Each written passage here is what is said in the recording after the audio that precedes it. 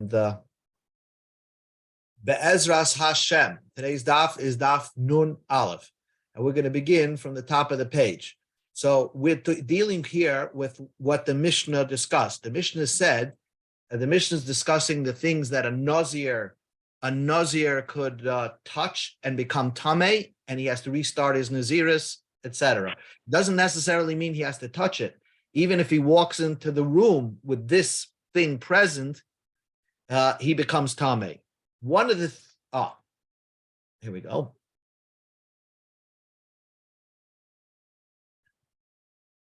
Hi, we just began. We're starting Daf Nun Aleph Amud Aleph. So one of the things that make a Nazir Tameh and make anybody who's Tameh, it's not just if you walk into a room where there's a corpse there, but if there's instead of a corpse, there's corpse dust, rakav. Now, my understanding of what is corpse dust, it means if you leave a corpse just out there, right, and let it decompose, so after the flies and maggots and everything like that decompose and eat up the soft tissue and the hard tissue, at the end of 30 days, everything that's decomposed dries out, and it becomes like this dust.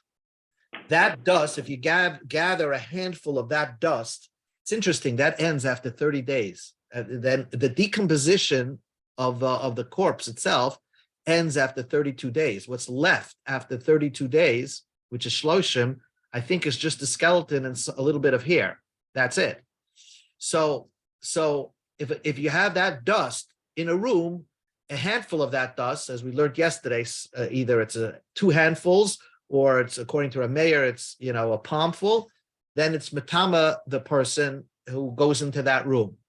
But that's a halacha l'Moshe Messinai. I want you to understand that. It's a halacha l'Moshe Messinai because really, if it turned into dust, it should be nothing. Just like a sheretz that turns into a dust. Let's say a sheretz, a dead insect that could be matama a person. If it turns into dust, it doesn't. It's not matama a person. The halacha l'Moshe Messinai says that human dust could be matama a person, but there's certain significant conditions, halacha l'Moshe Messinai, because the whole thing doesn't make sense. So there's halacha l'Moshe Messinai, and that's what we're discussing today, that nothing could be mixed into this dust. So let's begin the page at the top of the page of Nun Aleph Amud Aleph. Tana Rabbanan, rabbis taught, Ezehu mes, what's considered a dead body, sheyesh lo rakav, that it has the din of corpse dust. In other words, this halacha l'Moshe Messinai says that if this body decomposes into dust, it could be betama a person. So remember, because it's a halacha l'Moshe Messinai, don't try to figure this out, but it has to be pure corpse dust. So how do you get pure corpse dust? It's always touching the ground. It's always like, you got other pieces in there of the coffin, let's say. So it only can occur, mace, a person, shenikba arab. First of all, it was buried without tachrichem, without any clothing on. Ba'arain shel shayish, it in a box made out of stone, right, of marble. So nothing else can get into that box. So inside the box, the body decomposes. Pure, what's left in the box is pure rakav, pure corpse dust. Or you can bury the guy al gabi ritzva on a slab shel avonim of stone, obviously, and you leave him out there and you watch it decompose. Zel meis sheyesh le'rakav. That will be considered a mace that is pure corpse dust. But nikbar biksusai, here's very important. Let's say you buried a guy with tachrichem, with clothing on, or ba'aran shel eitz, you put him in a box made of wood. Or al gabe ritzpa, or you put him on the ground, shalavenim, of bricks, which get mixed into his corpse dust. So then that dust will not be metama the adam. Zehu meish she'ein lo rakav. That's a dead person that we don't consider the corpse dust. Now you're going to ask me, wait a second, even if I take most of the dust of the ground, so I can assume most of the dust comes from the dead man, and then maybe a little dust comes from his clothing or something like that. Still, because something is mixed into it, it's not pure, it's not metama ba'oil, it's not metama ba'agel. Okay, so that's the most important thing that you need to know for today. Ama'ula, Ula said it's not just enough corpse dust. You have to make sure ain rakav. There's no. We're going to call this corpse dust called rakav. There's no such a thing of corpse dust. Ella, it has to be a mixture. It's a body that decomposes, but from that powder that you pick up after 32 days, it's min habasar. There's flesh there. Min agidim. I guess there's sinews. Umin atzomais and bones. So there's some. It's a mixture of all three. But Esvei Ula, let's say they, what happens, what Ula is basically saying, if they sucked out all the bones from the person and all the corpse dust is from the flesh, it would not be considered rakav. Because the Halacha L'Moshe Sinai says it has to be a mixture of basar, gidim, and atzamos. Esvei Rava le'ula. So Rava asked a question to Ula. Here, rekev haba min abasa tar. If the corpse dust comes just from pure flesh, it's tar. Ha min ha'etzem, but if it comes from pure bones, afagav delekabasa, even if there's no flesh, because there's a brisa that says only if it comes from flesh, it's tar. So we're going to infer from the brisa because it only comes from flesh. But let's say it only comes from bone, it would be tameh. And Ula said, no, it has to have a mixture of bones, gidim, sinus, and bone and flesh. It can't just be from bones alone. So answers the Gemara, Ema hachi. You got to read the brisa differently. Rakav haba min habasar, if it comes from flesh alone, tar. Ad sheyesh ba etzem babas, until you have a mixture of bones and flesh.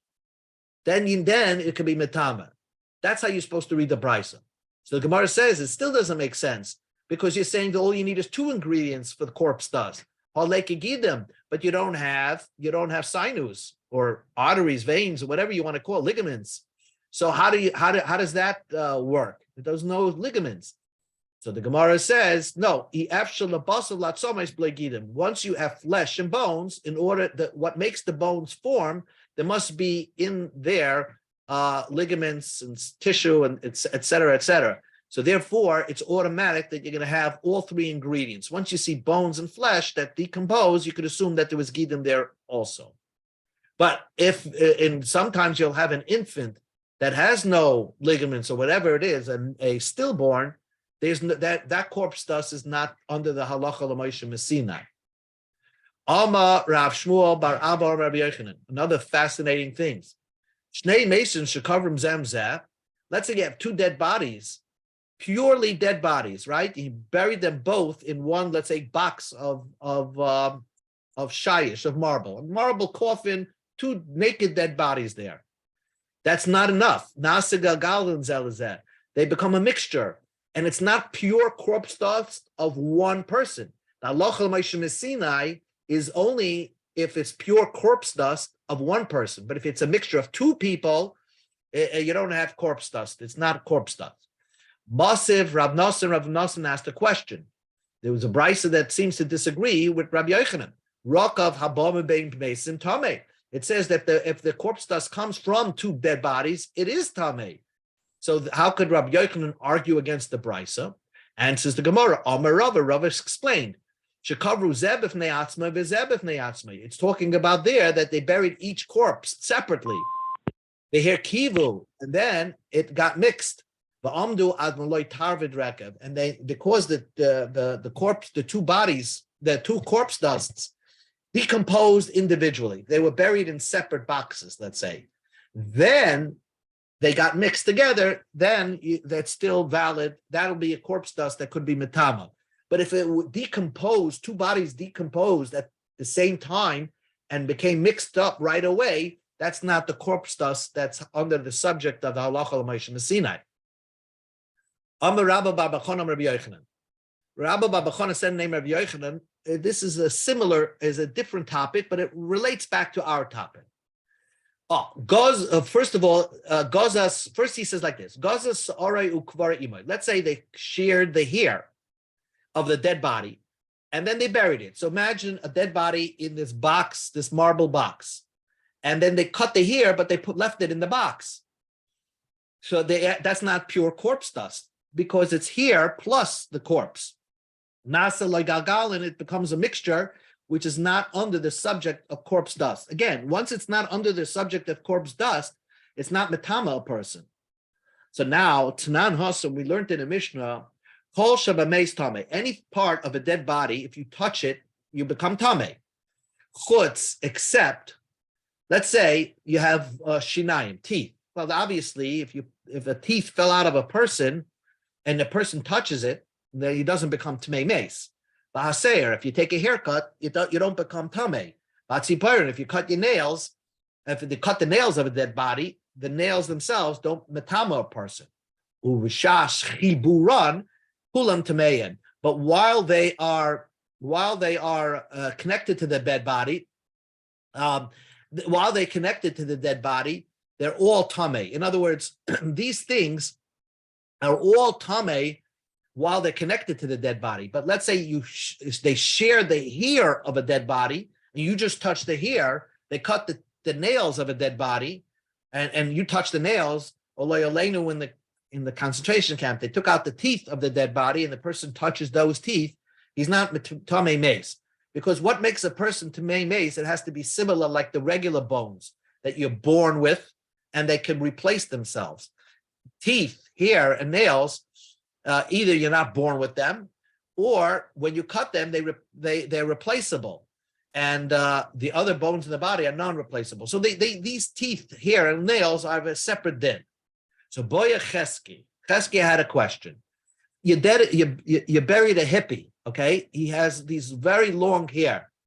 So all right, that here normally people would cut that hair. And therefore, if somebody touches that hair of a dead body, does he become tamei? Since that's not normal to have such long hair, perhaps we consider it as separate from the body.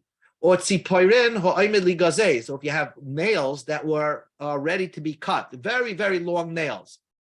So even though they're connected to the dead body and the person touched that nail, perhaps we view it as if it's cut off already, as if it's severed from the body. Me, the Amrian do, we say, kol ha'omed ligazis. Anything that's ready to be shared from the body or severed from the body, kigazis dami. We consider it as it's severed. Or dilma, or maybe when you're touching it, they're still connected to the dead body. So therefore, maybe it would be metama a person. So the Gemara asks, v'nifshet le the Rabba Babachana. Let us answer this question for what Rabba Babachana said. We said before that Rabba Babachana said a statement that if you bury the hair, if you cut this hair and you bury it with the guy in the box, then that hair doesn't, because it mixes with the corpse dust, it takes away the din of corpse dust of reketh from the corpse dust, because it's not pure corpse dust. It's shared here along with the corpse one, but only if you sheared the hair, if you cut the hair. So we can medayek time mishum the gazas only because you cut the hair. Haloi gazas, but if you didn't cut the hair, law, then you wouldn't say that it's corpse dust. Then you wouldn't say that it's separate from the body. If you didn't cut it, it's still considered part of the body. So let's answer our question that even if it's super long hair, as long as you didn't cut it, it's considered as part of the dead body. So the Gemara says, not so. You don't have the total proof from Rabba Babachana. Hachi Kama. This is what what Rabba Babachana says. Gazes, if you actually cut it off and then you mix it with the corpse dust, hareza gagam, that's a mixture, and then it's not rekev anymore. But loy gazas, if you didn't cut it off, I'm not sure if it's mitamiyu. Mibayli, that's my question. Since potentially you're going to cut it off anyway, so maybe we consider it as if you cut it off, or at the end of the day, you did not cut it off, so perhaps it's still connected we consider it as connected to the dead body. So if you just touch that here, you'd become tamei. Now the Gemara asks a question.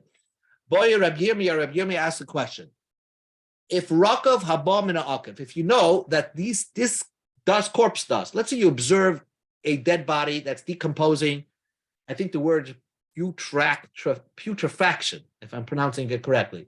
Anyway, it's decomposed, and the thing that dried out into corpse dust is the heel.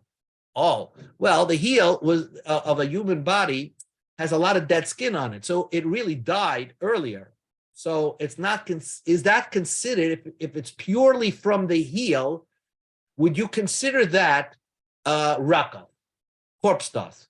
Why? Maybe the halakha l'mashvisin says rakav haba makula meis, that the rakav has to come from the rest of the body, and not from the heel. But if it comes only from the heel, loy, then it wouldn't be considered rakav, because the heel is like a dead skin there. It doesn't matter if, as long as this was part of a human body that died and it decomposed and turned into dust, and no matter what part of the body, it's still considered rakav. Hashema, come in here. The Tani Rab Nosson bar Rabbi Shaya taught us rakav haba mishnei meisim tameh. If the rakav comes from two dead bodies, imagine you have two dead bodies in a box, in of course a marble box, naked dead bodies, right? So no, then it wouldn't be tameh. But if they decompose in two separate boxes, and then you mix them together, we said, then it becomes tameh.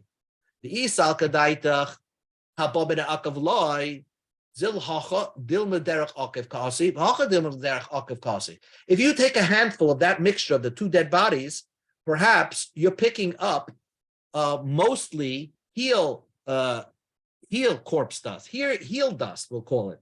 And therefore, maybe you don't have anybody, you don't have like a handful of really of the rest of the body. You just have a handful of mostly heel that turned into dust. So why is it tameh? Why do we assume that it's tameh? So the answer is, the Gemara says, that was not my question. If you know for a fact that the body totally decomposed and you pick up the dust and there's some heel dust in that mixture, certainly it will be tameh. Because at the end of the day, you have a body decomposed, so you'll have some parts coming from the nose and some part of the dust coming from the heel. That's fine. But my question is, in other words, let's say just the leg decomposed into corpse dust, okay? Just the leg. Now, the fact is, what caused the leg to speed up and basically turn into corpse dust was because it's very next to the heel. So perhaps that's not in the halacha l'moshe Messinai, because it was a faster decomposition just on that leg alone, just on that foot alone. Let's put it that way. That foot alone decomposed faster because it's connected to the heel. And perhaps that wouldn't be in the halacha l'moshe Messinai. Halacha l'moshe Messinai was that if something decomposes like a normal body, which decomposes after 32 days, then you can have the din of rakav. But if something decomposed after 5 days and turned into dust, and only because it's the foot of the person and it's connected to the heel, and the heel, because it's dead anyway, decomposed and caused the whole foot to turn into dust right away, perhaps that doesn't fall under the halacha l'moshe Messinai of corpse dust that would be metama a person. Teku, the Gemara remains by this question. We said before, boy Rabbi Yirmiyah asked the question. We said before that if it's mixed, if the corpse dust is mixed with anything but purely from the corpse, then it's not under the din, it's not under the halacha l'moshe Messinai of rakav. So what would you have a situation like this? Uber b'mei isha. You have a woman who died who was pregnant, and the baby died also, right? Now, do you look at it havigalgal? Is it a mixture? Like two people died, and we said if two people mixed up their corpse dust, that's not under the halacha l'moshe Messinai. Oiloi, maybe you would not say why. Maybe it's just one person. Even the Amamar Uber Yerachimai, that when a fetus is like considered like the thigh of a woman, it's like the leg of a woman. We don't view it as a separate being. It's just a pregnant, but it's like her foot or hand. Hilkach kufahu, it's one body. We don't view this corpse dust as mixed. Dilma, or maybe even the Sefer Lotzis, at the end of the day, what would normally be expected is that this baby get born. Bifresh parishmane, it's going to get separate from it, and therefore it should be counted as two separate bodies. The imtim tzulayim, even if you want to say a pregnant woman that gets buried, that it's considered as if two separate bodies are buried. Uber the Sefer Lafretz Mishrush Parish Mina, that the pregnant of the fetus that's eventually going to go out is considered separate from the woman herself, and therefore it's considered as if two separate bodies mixed up their corpse dust, and so there is no corpse dust. We go to Nunala from the base. Shichbaz, we go Shichbaz Zaroi b'mei isha maho. Let's say there's semen in the woman, so it's something strange that's not part of her physiology. It came from a male, and then she died. So does that ruin the whole corpse dust? Since she wasn't created, she didn't create this semen. It was brought into her by her male counterpart. So kigufa dame. So even though she didn't create it, but still we consider it as if it's part of her body, right? It didn't create a fetus. So if it didn't create a fetus yet, we now consider it as part of her body. Dilma, or will you say, since it came from a male, from somebody else, it's not, she didn't generate this semen, it came from a male, we wouldn't say that. Boy Rapapa asked another question. Again, this is all predicated on corpse dust has to be pure, unadulterated corpse dust with nothing mixed in. What happens, Pirshamau, let's say she had human waste inside of her when she died. Let's say Pirsha means undigested food. Since a human cannot live without food, that's part of her. The food is her. Maybe that contaminates the rock of, so to speak, the corpse dust, because it's a foreign substance that she brought into her body. The skin, the superficial skin, what do you consider that? Now, after 4 days, when a human body decomposes, there's something called skin slippage, that somehow the skin starts, peeling off. That part skin maybe is not considered to be, that could ruin reket. Now, you're going to ask me then, how are we going to ever have reket? The Gemara is going to speak that in a second. But would you consider the skin mixing in with the rest of the flesh corpse dust can ruin it? Let's say her saliva and her snot that mixed in with the corpse dust, does that ruin it? Amalei Rav Shmuel Baracha Rav Papa. Rav Shmuel Baracha said to Rav Papa, he doesn't understand the question. If you're going to say that, the skin ruins the corpse dust, or if there's a mixture of saliva, her own saliva ruins the corpse dust, how are you going to ever have the halacha of corpse dust? So the Gemara says, the Gemara gives you an idea how to purify corpse dust. First of all, before the human died, the Ashke made the column. He drank certain waters that were between two palm trees. There's a special healing waters that if you drink it, it was a known place, it sort of like cleanses your whole insides. It just cleans you out, your whole inside. You don't have any extra saliva or any extra snot or a cold or anything like that. It's like very healing and cleansing. And that's what she drank. That's what he drank before he died. And he embalmed himself with a certain type of chemical substance that peels his hair off. Ushlokai made Tiberia, and they cooked him with the waters of Tiberia right before he died. And therefore his upper layer of skin fell off. So therefore, and then they buried him after he died.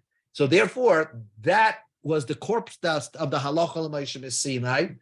And from that corpse dust, you can get pure rekev, which would be metama ba'oil in the person, in a room, or anybody who touches it.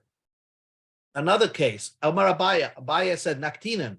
Now, we understand the halacha l'moshe Sinai is mace.